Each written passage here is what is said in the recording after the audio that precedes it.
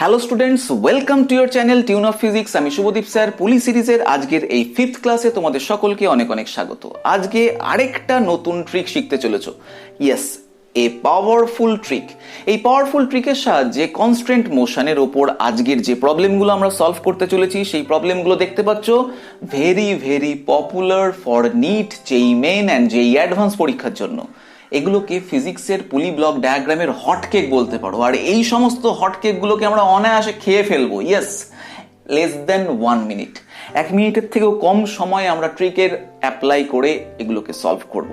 তবে হ্যাঁ, শুধুমাত্র ট্রিক্স দিয়ে অঙ্ক করলেই হয় না, তার জন্য কনসেপ্ট জানাও দরকার। মানে তুমি একটা মাত্র 6 মেরে ভাবছো যে আমি ক্রিকেট টিমের ক্যাপ্টেন হয়ে যেতে পারবো, না, তা কখনোই সম্ভব নয়। তার জন্য ক্রিকেটটা ভালো করে জানতে হয়। ঠিক ফিজিক্সের কনসেপ্ট না বুঝে শুধুমাত্র ট্রিক্স দিয়ে ফিজিক্স শেখা যায় না।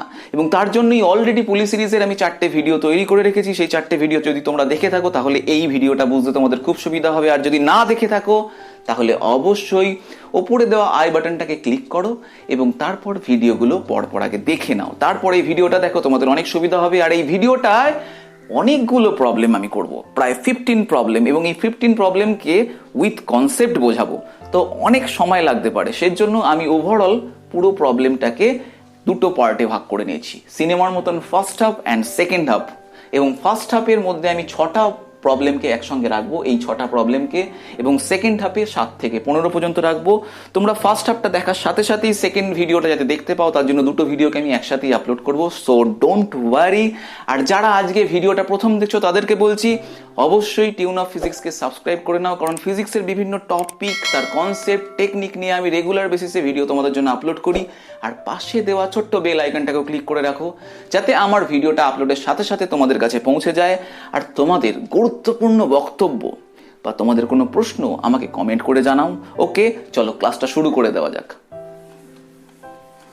ওকে, যে পাওয়ারফুল ট্রিক্সটা আজকে আমরা শিখবো তাকে বলা হয় work energy or power conservation trick. এটা মনে রেখো নামটা। বাংলায় বলে কার্য ক্ষমতা ও শক্তির সংরক্ষণ নীতির ওপর এই ট্রিক্সটা তৈরি হয়েছে।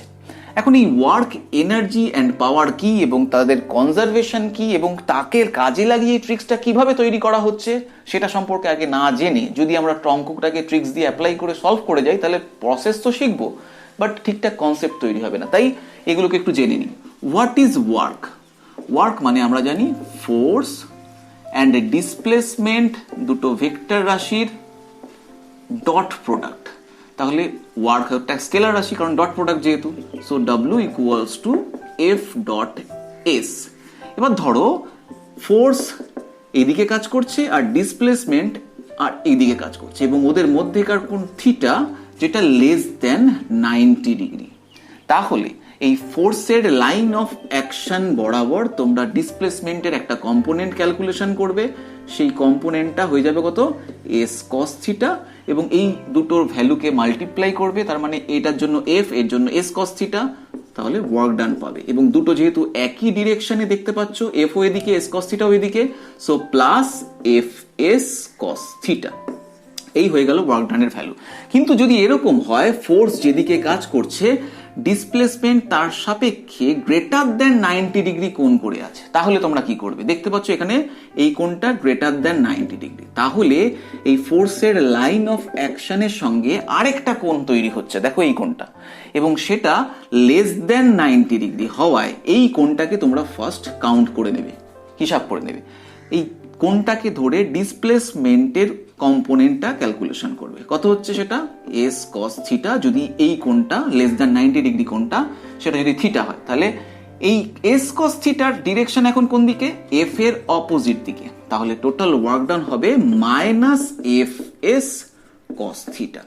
তাহলে একটা জিনিস খেয়াল করলে যে যদি থিটা লেস দ্যান 90 ডিগ্রি হয় প্রথম থেকেই এবং ফোর্স আর ডিসপ্লেসমেন্টের মধ্যেকার কোণই হয়, তাহলে ওয়ার্ক ডানটা কি হয়ে যাচ্ছে? Positive.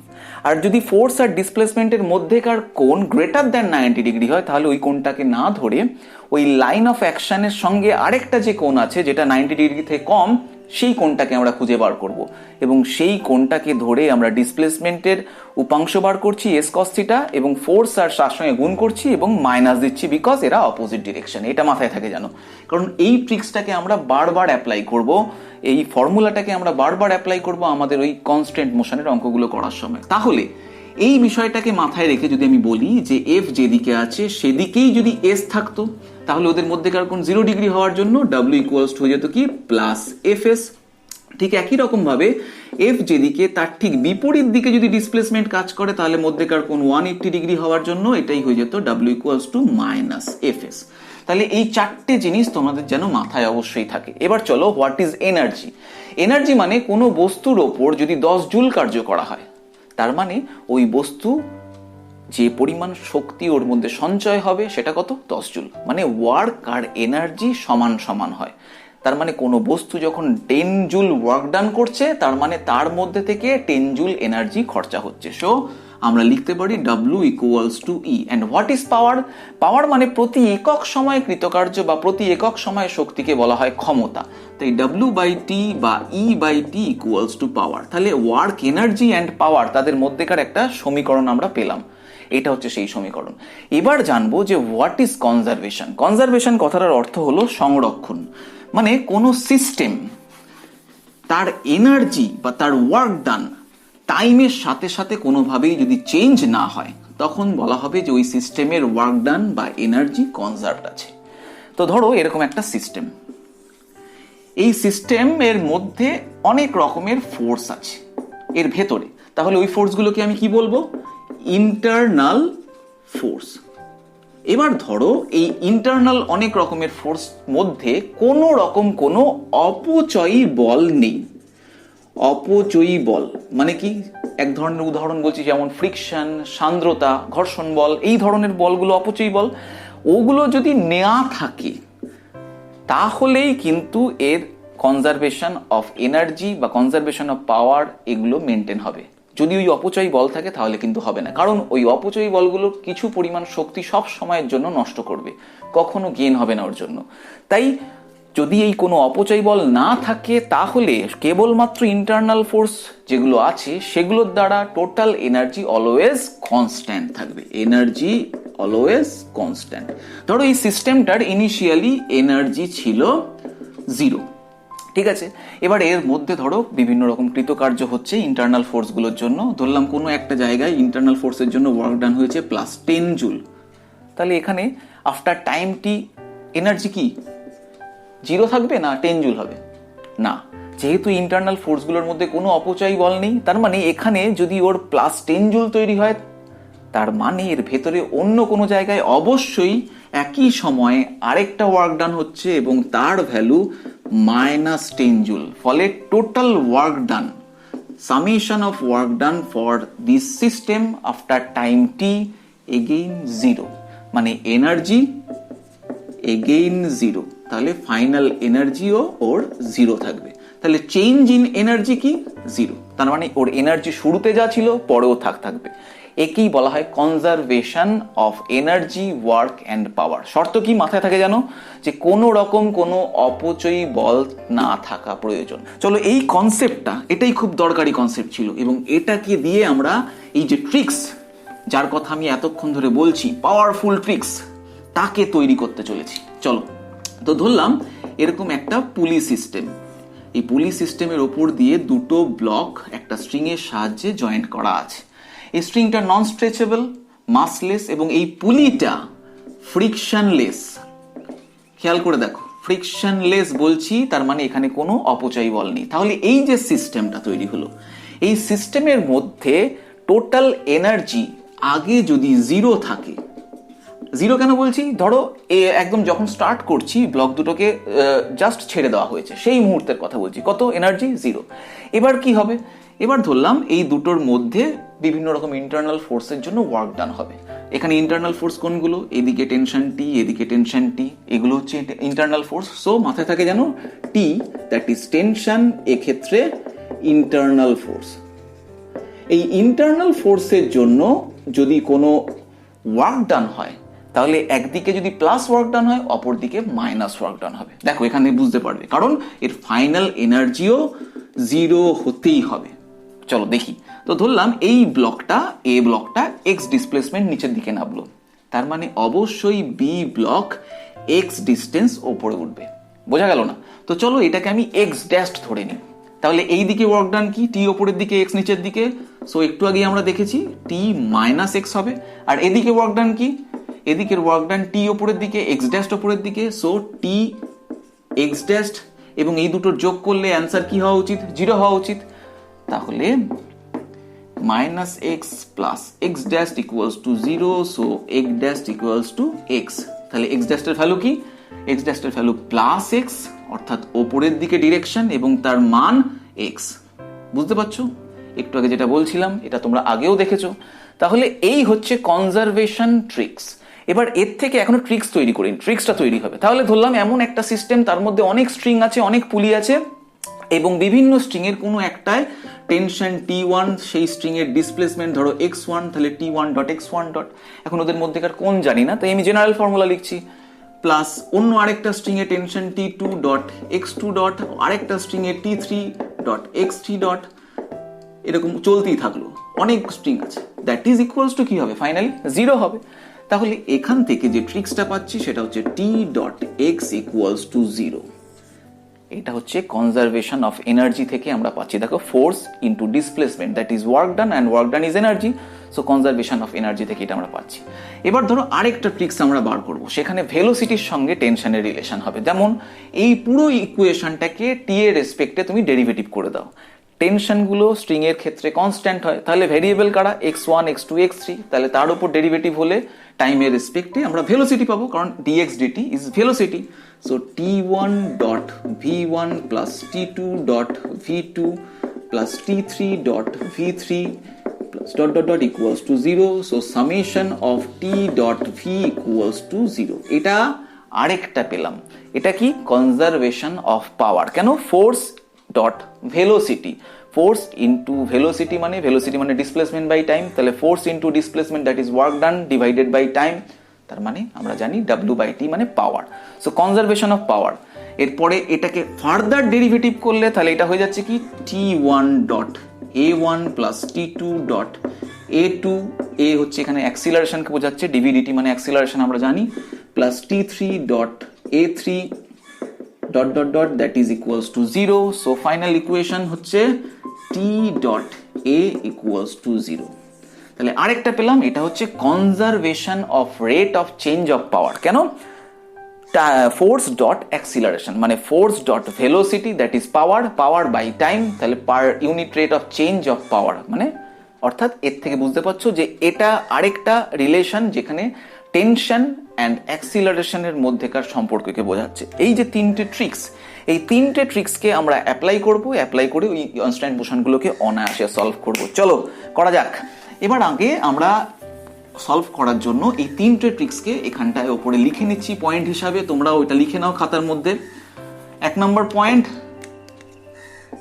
T dot x summation T dot V summation T dot A equals to 0, condition no frictional force, only internal force। এখানে T হচ্ছে সেই ইন্টারনাল ফোর্সটা, T ইজ ইন্টারনাল ফোর্স। চলো ফার্স্ট অঙ্কটা দেখি। ফার্স্ট অঙ্কে আমি এরকম একটা হরাইজন্টাল প্লেন আঁকলাম, সেই হরাইজন্টাল প্লেনের ওপর এরকম একটা ফিক্সড পুলি, ধরো এটা একটা ব্লক এ, এবং এই স্ট্রিংটা গেছে অপর একটা ব্লকের সঙ্গে জুড়েছে, সেটা বি ব্লক। বললাম এই স্ট্রিংটা 37 ডিগ্রি কোণ করে আছে। এখন ধরলাম এ ব্লকটা 3 মিটার পার সেকেন্ড ভেলোসিটি নিয়ে এদিকে এগোচ্ছে, তাহলে বি এর ভেলোসিটি কি হবে ক্যালকুলেশন করতে হবে। দেখো এখানে ভেলোসিটি ক্যালকুলেশন করতে বলছে, তাহলে বুঝতে পারছো এই ট্রিক্সটা অ্যাপ্লাই করব। So summation of T dot V equals to 0, this is my trick. এবার দেখো এখানে টেনশন কোন দিকে, এই স্ট্রিং এর উপর টেনশন এদিকে, এই স্ট্রিং এর উপর টেনশন এদিকে। সো এই ব্লকের উপর টেনশন ডান দিকে, ভেলোসিটি বাঁ দিকে, পরস্পর বিপরীত দিকে, তাহলে তুমি লিখেই দাও T ইন্টু -3। আর এক্ষেত্রে টেনশন যেদিকে, ভেলোসিটি সেদিকে নয়। ভেলোসিটি কোন দিকে হবে? যদি এই ব্লকটাকে এদিকে টানো তাহলে বি ব্লকটা এই দিকে আসার চেষ্টা করবে, তাহলে ভেলোসিটি ধরলাম এই ডিরেকশনে হচ্ছে, তাহলে 37 ডিগ্রি কোণ করে থাকছে ভেলোসিটি আর টেনশনের মধ্যেকার কোণ 37 degree, and that is less than 90 degree. আমি তোমাদের বলেছিলাম ওই 4টে ট্রিক্স কত তোমাদের কাজে দেবে। দেখো এক্ষেত্রে তাহলে টি আর ভিবি এর মধ্যেকার কোণ যেহেতু 37 ডিগ্রি, তাহলে এটাকে আমরা লিখতে পারি T VB cos 37 degree, and plus লিখবো কারণ ওদের মধ্যেকার কোণ less than 90 degree, is equals to 0। T T cancel out হয়ে গেল, তাহলে VB cos 37 degree is equals to plus 3, so VB equals to 3 by cos 37 degree. And cos 37 এর value calculation করে নাও। একটা সমকোণী ত্রিভুজ কল্পনা করো, তার ভূমির সঙ্গে যে কোণটা সেটা 37 ডিগ্রি, এন্ড এটা 3, এটা 4, এটা 5, এটা আমি আগেই শিখিয়েছি। So cos 37 degree equals to ভূমি বাই অতিভুজ, ভূমি হচ্ছে এখানে 4, অতিভুজ হচ্ছে 5, 4/5। আরেকটা জিনিসও শিখে রাখো একসঙ্গে, ধরো এই কোণটা 90 ডিগ্রি, যেহেতু সমকোণী ত্রিভুজ 37 ডিগ্রি যদি এটা হয় তাহলে এই কোণটা কত হয় 53 ডিগ্রি। এখন এইটাকে ধরে যদি তোমাদের ক্যালকুলেশন করতে বলে, ধরো cos 53 ডিগ্রি নির্ণয় করতে বললো, তাহলে 53 কে রেখে তার দুপাশে দুটো, একটা এটা ভূমি হবে, এটা তখন অতিভুজ হবে। মানে আমি আরেকবার যদি আঁকি সেক্ষেত্রে এটা ঘুরিয়ে নিয়ে আঁকছি, তাহলে এরকম দেখতে হচ্ছে, এটা হচ্ছে 53 ডিগ্রি, এটা হচ্ছে 3, এটা 4, এটা 5, তাহলে cos 53 হচ্ছে আবার সেই ভূমি বাই অতিভুজ, দ্যাট ইজ 3/5। তাহলে সহজে মনে রাখার জন্য আমি বলছি তোমাদের, যদি কোণটা মিনিমাম হয় তাহলে উল্টো দিকে নাম্বারটাও মিনিমাম হবে। যেমন 37 যদি হয় তাহলে এখানে 3, যদি 53 হয় তাহলে 4, মানে থাকবে। আর অতিভুজটা সবসময় 5 হচ্ছে, তাহলে 37 আর 53 এর মধ্যে 37 কম, তাই উল্টো দিকে 3 থাকছে, 53 তার তুলনায় বড়, তাই উল্টো দিকে 4 থাকছে, আর অতিভুজটা 5 হচ্ছে। এটা মনে রেখো। এবার এখানে অ্যাপ্লাই করে দাও, তাহলে cos 37 কি হচ্ছে 3 by cos 37 4/5, so 3 into 5/4, that is 15/4। Okay, first অঙ্ক আমাদের শেষ। নেক্সট অঙ্কটা দেখি। এবার নেক্সট অঙ্কে আবার আমরা আরেকটা প্রবলেম দেখব, যেখানে ওরকমই অ্যাঙ্গেল করে আছে স্ট্রিং, সেটা দেখাচ্ছি। একটা ওয়ালের সাথে একটা ফিক্সড পুলি আছে এবং ফিক্সড পুলির ওপর দিয়ে একটা স্ট্রিং গেছে, সেখানে তার দু প্রান্তে দুটো বস্তু আছে এ অ্যান্ড বি, এবং তারা একটা হরাইজন্টাল প্লেনের ওপরে আছে, এবং হরাইজন্টাল প্লেনটা ফ্রিকশনলেস, কারণ আমি বারবার বলেছি ফ্রিকশনকে আমি ইনক্লুড করবো না এখানে, তাহলে এটা ইউজ করতে পারবো না। তো এ বস্তুটা ধরলাম 9 মিটার পার সেকেন্ড ভেলোসিটি নিয়ে সামনের দিকে মুভ করছে, এবং এই স্ট্রিংটা ধরো 37 ডিগ্রি কোণ করে আছে, এই স্ট্রিংটা হরাইজন্টালের সঙ্গে 53 ডিগ্রি কোণ করে আছে। বি এর ভেলোসিটি কি হবে জানতে চেয়েছে। তো এখন এ কে যদি তুমি এদিকে টানো তাহলে বি কোন দিকে এগোবে? এদিকেই এগোবে। সো ভিবি ডিরেকশন এই ডিরেকশনই হবে। এবারের ভ্যালু নির্ণয় করার জন্য আমরা এই ট্রিক্সটা অ্যাপ্লাই করব। So summation T dot V equals to 0 for this trick.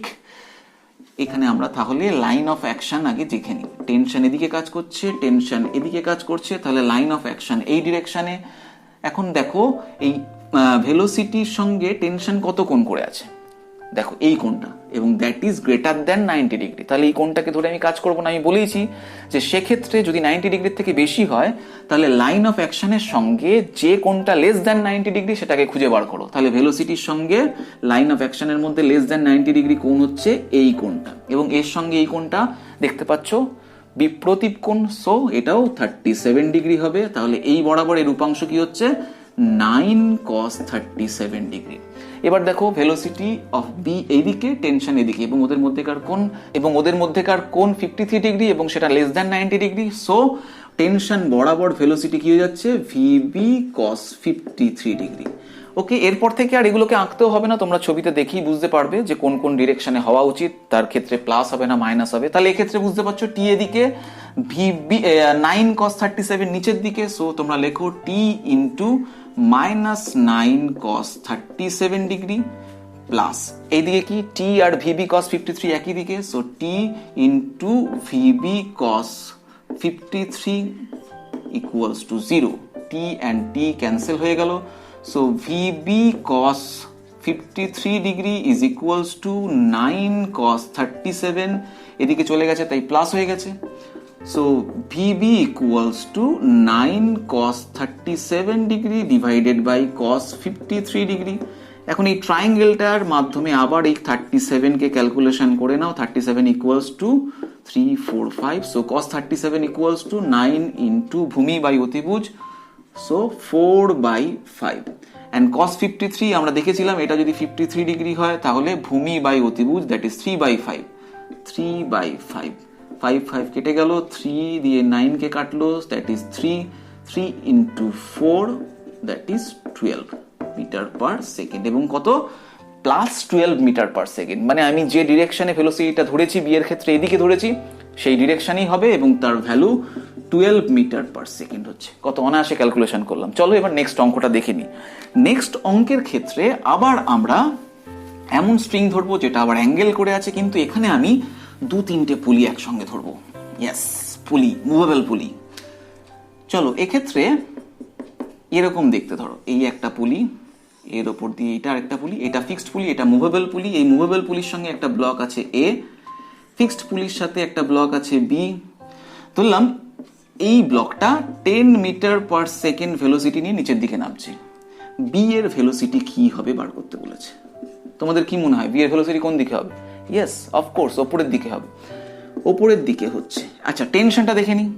এই স্ট্রিং এর ওপর টেনশন যদি টি হয়, এই টেনশনটাই ঘুরে এখানে আসছে, দ্যাট ইজ টি, এটাই আবার ঘুরে এখানে আসছে টি।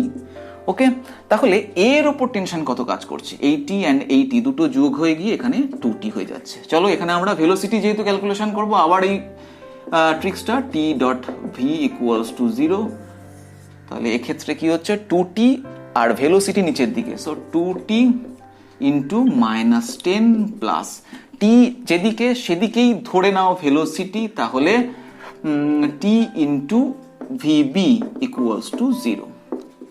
টি ক্যান্সেল আউট হয়ে গেল, so -20 plus VB equals to 0 and VB equals to +20। বোঝা গেল যে দেখো এখানে +20 মিটার পার সেকেন্ড কেন বেরোচ্ছে? কারণ আমরা যে ডিরেকশনটা ধরেছি সেটা ঠিকঠাক ডিরেকশন ধরেছি এবং তার ভ্যালু বেরিয়েছে 20 মিটার পার সেকেন্ড। এবার ধরো এই ব্লকটা যেটা আছে না, বি ব্লকটাকে আমি এরকম ভাবে না করে একটা অ্যাঙ্গেল করে রাখলাম। ধরো এরকম করে রেখেছি, বি ব্লকটা এরকম অ্যাঙ্গেল করে আছে। তাহলে কি করে করব? সিম্পল, এই কোণটাকে ধরে নাও 37 ডিগ্রি। ওকে, পছন্দ আ গেয়া ভাই 37 কো। তাহলে টেনশন এখন এই দিকে হবে এবং এখানে ভিবি এই ডিরেকশনই হবে, বি নাম দিলাম। তাহলে এখন আবার আমরা ভিবি বার করতে চলেছি। ট্রিক্স একই অ্যাপ্লাই করব, শুধু এখানে এইটা তো একই থাকছে, দেখো 2t - 10 এটা একই থাকছে, কিন্তু এখানে কি হচ্ছে, এখানে ভিবি cos 37 সেটা টি বরাবর হচ্ছে। তাহলে এইখানে যেটা ভিবি লিখেছিলাম শুধু, সেখানে শুধু লিখবো VB cos 37 degree equals to 0। টি আবার আগের মতন বাদ চলে গেল, so -20 plus VB cos 37 degree equals to 0, so VB equals two 20/cos 37 degree হবে। আর cos 37 একটু আগেই আমরা ক্যালকুলেশন করেছি, 3, 4, 5, 37 degree, that is equals to 20/4/5, so 420 কাটলো, 5 হলো, 5 into 5 that is 25 metre per second, 25 metre per second. And positive থেকে বুঝতে পারছি যে ডিরেকশন ধরেছি সেটা ঠিকঠাক ডিরেকশন। ওকে, তো চলো থার্ড অঙ্কটা দেখি। ফোর্থ অঙ্কে আমরা আরেকটা প্রবলেম দেখব। সেখানে এটাকে খুব কমপ্লেক্স অঙ্ক আবার বলে, জানো তো, কারণ এক্ষেত্রে দেখে মনে হয় যেন কি জটিল ভাবে ক্যালকুলেশন হবে। দেখো এরকম একটা পুলি, ফিক্সড পুলি, এরকম আরেকটা পুলি ফিক্সড, এবং তার উপর দিয়ে দুটো স্ট্রিং আছে, দুটো স্ট্রিং এখানে, এবং এইদিকে একটা ব্লক আছে, এইদিকে আরেকটা ব্লক আছে, এইখানে আরেকটা ব্লক আছে, তিনটে block A, B and C. এবার এ ব্লকটা বললো 5 মিটার পার সেকেন্ড ভেলোসিটি নিয়ে নিচের দিকে নামছে, বি ব্লকও 5 মিটার পার সেকেন্ড ভেলোসিটি নিয়ে নিচের দিকে নামছে, দুটো ডিফারেন্ট স্ট্রিং কিন্তু। এবার বললো যে সি এর ভেলোসিটি কত হবে ক্যালকুলেশন করো। এবার বললো যে এই স্ট্রিংটা উলম্ব দিকের সঙ্গে ধরো 30 ডিগ্রি কোণ করে আছে, কি করে করবে?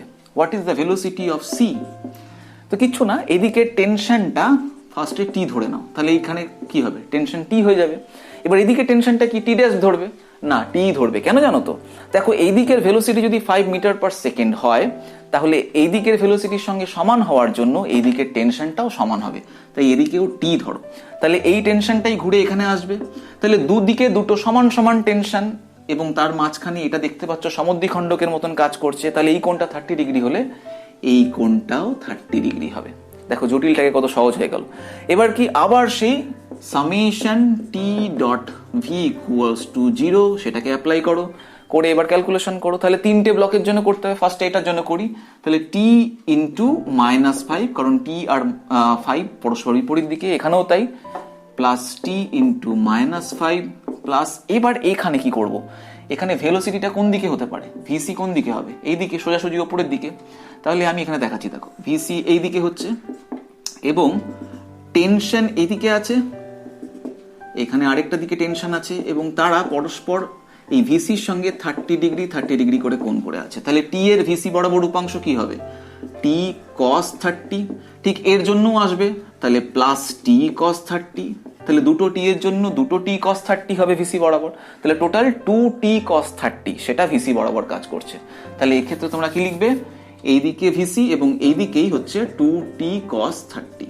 তাহলে দুটো একই ডিরেকশনে হওয়ার জন্য তোমরা কি লিখবে, VC into 2t cos 30 equals to 0। আবার একই রকম টিটাকে ক্যান্সেল করে দাও, so -10 plus 2 VC cos 30 degree equals to 0। So VC equals to 10 divided by 2 cos 30, and that is equals to 10 cos 30 means √3 by 2, 10 by √3. Okay, simple, 10 by √3 metre per second নিয়ে ওপর দিকেই উঠছে, এটা লিখে নি, 10 by √3 মিটার পার সেকেন্ড। এই হচ্ছে process. এবার ধরো কোনো একটা কোশ্চেনে অ্যাক্সিলারেশনের হিসাব করতে বলো, তখন তুমি এই ফর্মুলার জায়গায় এই ফর্মুলাটা অ্যাপ্লাই করবে, একই রকম। তো চলো এই অঙ্কটা দেখি।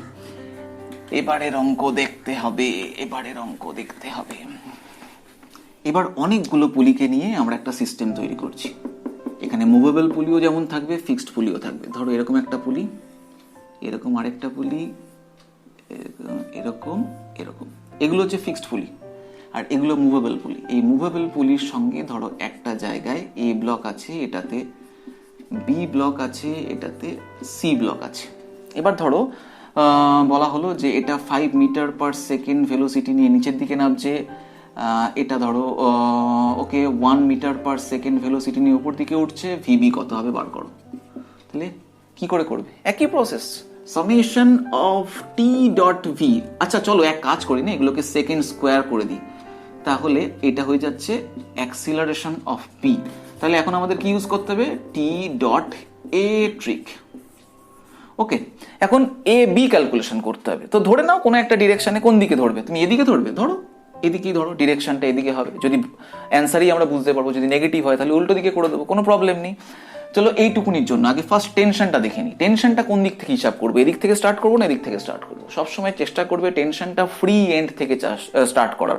যেমন ধরো এটা হচ্ছে ফ্রি এন্ড, এখানে একটা ব্লক আছে, এরপরে আর কিছু নেই, তাহলে এখান থেকে স্টার্ট করো। তাহলে টেনশন এদিকে কি হচ্ছে, টি, ঘুরে এখানে আসছে টি, ঘুরে এদিকে যাচ্ছে টি, এটাই আবার এখানে আসছে টি, এবং ঘুরে এখানে যাচ্ছে টি। তাহলে একটা সিঙ্গেল স্ট্রিং এর মধ্যে টেনশনটা সব জায়গায় সমান, সেটা আমরা দেখিয়ে দিলাম। এটা আরেকটা স্ট্রিং, সেটা মুভেবল পুলির সঙ্গে যোগ করা আছে। তাহলে এই দুটো যদি টি টি হয়, তাহলে এটা হয়ে যাচ্ছে 2t, একই রকম ভাবে এটা 2t। তাহলে এবার এই তিনটে ব্লকের জন্য আমরা টি ডট এ থেকে ক্যালকুলেশন করে লিখলে 2t ওপর দিকে, 5 নিচের দিকে, সো 2t -5 প্লাস 2t ওপর দিকে, বি কে আমি নিচের দিকেই ধরেছি, সো -ab প্লাস টি ওপর দিকে এবং অ্যাক্সিলারেশনটাও ওপর দিকে, so t into 1 equals to 0, T টি টি বাদ চলে গেল, -10 প্লাস, এখানে হচ্ছে প্লাস না, 2 into -ab, so -2ab plus 1 equals to 0। তাহলে ab ক্যালকুলেশন করতে হলে আমি ধরলাম 2ab-টাকে এদিকে নিয়ে যাচ্ছি ইকুয়ালস এর, তাহলে প্লাস হয়ে গেল, -10 plus 1 that is -9, so ab equals to -9/2 that is -4.5 metre per second square. Minus বেরিয়েছে, মাইনাস থেকে কি বুঝছো, যে তুমি যে ডিরেকশনটা ধরেছো নিচের দিকে সেটা ঠিক ধরনি, অ্যাকচুয়াল ডিরেকশন ওর ওপর দিকে হবে এবং তার ভ্যালু হচ্ছে 4.5 মিটার পার সেকেন্ড স্কোয়ার।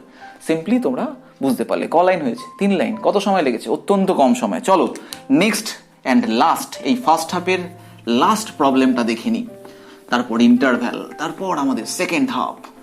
চলো এবারের যে প্রবলেমটা, সেখানে বেশ জটিল দেখতে একটা বানাতে হবে। চলো কিরকম দেখি বানানো যায়। এই একটা পুলি, এই আরেকটা পুলি, এখানে আরেকটা পুলি, এই একটা ব্লক, এটা আরেকটা ব্লক, এখানে আরেকটা ব্লক, এই পুলিটা ফিক্সড, এই পুলিটাকে আরেকটা পুলির ওপর দিয়ে নিয়ে গিয়ে স্ট্রিংটাকে আরেকটা পুলি গিয়ে এখানে আরেকটা ব্লক, এটার নাম বললাম A B C and this is D. এই পুলিটা আর এই পুলিটা ফিক্সড এবং একটা হরাইজন্টাল বেসের উপর আছে। তাহলে এখানে মুভেবল পুলি কটা? 1 2, এই দুটো মুভেবল পুলি আর এগুলো ফিক্সড পুলি। ওকে, যাই হোক আমার দরকার নেই ফিক্সড মুভেবল পুলি, ট্রিক্স তো আমাদের ওইগুলো তো হিসাবই করে না। তো চলো আমরা কোনটা ইউজ করব তার জন্য আগে কি দেখে নিই। ধরলাম এ 5 মিটার পার সেকেন্ড ভেলোসিটি নিয়ে নিচের দিকে নামছে, এটা 2 মিটার পার সেকেন্ড ভেলোসিটি নিয়ে ওপর দিকে উঠছে, সি ধরো 1 মিটার পার সেকেন্ড ভেলোসিটি নিয়ে নিচের দিকে নামছে, বি এর ভেলোসিটি বার করতে বলেছে, V B equals to what? কি হবে, কি প্রসেস? সিম্পলি এটা ইউজ করো। তো ফার্স্ট আগে টেনশনটা দেখে নিই, কোন দিক থেকে স্টার্ট করছি? এদিক থেকে স্টার্ট করছি, এদিকেও ফ্রি এন্ড আছে, এদিকেও ফ্রি এন্ড আছে, যদি যেদিক থেকে ইচ্ছা স্টার্ট করতে পারো। চলো আমি এদিক থেকে স্টার্ট করবো না, তোমাদের ইচ্ছা যখন হচ্ছে না, এদিক থেকে স্টার্ট করছি। চলো টি, টিটা ঘুরে আসলো এদিকে, টি টি টি, তাহলে একটা সিঙ্গেল স্ট্রিং ছিল, সব জায়গায় টেনশন সমান হয়ে গেল। এটা একটা আলাদা স্ট্রিং, ক্যালকুলেশন করি, টি অ্যান্ড টি আছে, দুটো মিলে গিয়ে এখানে 2t 2t 2t 2t। Simply কোনো অসুবিধা নেই। এবার প্রত্যেকটা ব্লকের জন্য টি ডট ভি ক্যালকুলেশন করো। So summation T dot V equals to 0। এই ব্লকের জন্য টি ওপর দিকে, ভি নিচের দিকে, সো টি ইন্টু -5, এখানে 2t। আচ্ছা এখানে আরেকটা স্ট্রিং আছে, দিস ইজ আনাদার স্ট্রিং, তিনটে, এটা তৃতীয় স্ট্রিং, 1 2, এটা তৃতীয়। তাহলে টি অ্যান্ড টি দুটো যোগ হয়ে গিয়ে এখানটা এটা হয়ে যাচ্ছে 2t আবার। ওকে, কোনো অসুবিধা নেই, একই ব্যাপার, প্লাস 2t। আচ্ছা 2t ওপর দিকে, ভিবি কোন দিকে ধরবে? তুমি ধরে নিচ্ছ ওপর দিকে, চলো ধরো, তাহলে 2t ইন্টু ভিবি।